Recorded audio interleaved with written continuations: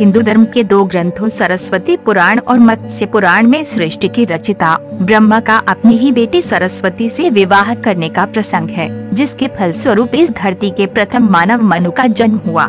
लेकिन ब्रह्मा ने अपनी ही पुत्री से विवाह जैसा निंदनीय काम क्यों किया, इसका जवाब जानने के लिए पढ़ते हैं पुराणों में वर्णित कथा। सरस्वती पुराण और मत्स्य पुराण में वर्णित कथाओं में कुछ भिन्नता है, इसलिए हम आपको दोनों कथाओं से अवगत करा रहे हैं। सरस्वती पुराण के अनुसार सृष्टि की रचना करते समय ब्रह्मा ने सीधे अपने वीर्य से सरस्वती को जन्म दिया था। इसलिए ऐसा कहा जाता है कि सरस्वती की कोई मां नहीं, केवल पिता ब्रह्मा थे। सरस्वती को विद्या की देवी कहा जाता है, लेकिन विद्या की यही देवी बेहद खूबसूरत और आकर्षक थी कि स्वयं ब्रह्मा भी सरस्वती के आकर्षण से खुद को बचाकर नहीं रख पाए और उन्हें अपनी अर्धांगिनी बनाने पर विचार करने लगे।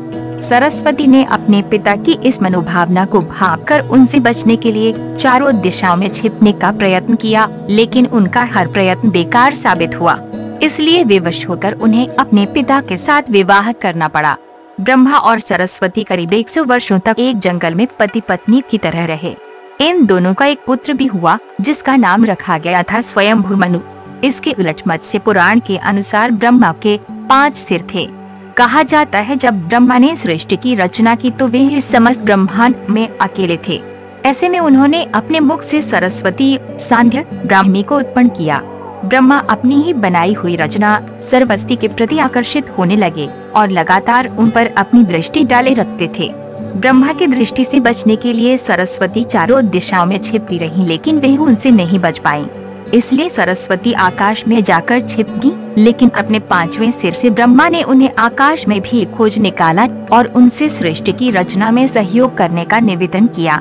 सरस्वती से विवाह करने के पश्चात सर्वप्रथम मनु का जन्म हुआ। ब्रह्मा और सरस्वती की ये संतान मनु को पृथ्वी पर जन्म लेने वाला पहला मानव कहा जाता है।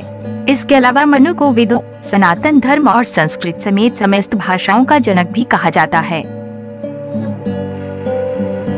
अगर आपको ये वीडियो पसंद आए तो लाइक एवं शेयर जरूर करें।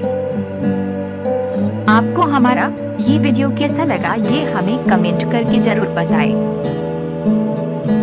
यदि आपने अब तक हमारी चैनल को सब्सक्राइब नहीं किया है तो और भी नए और दिलचस्प वीडियोस देखने के लिए जल्द ही सब्सक्राइब करें।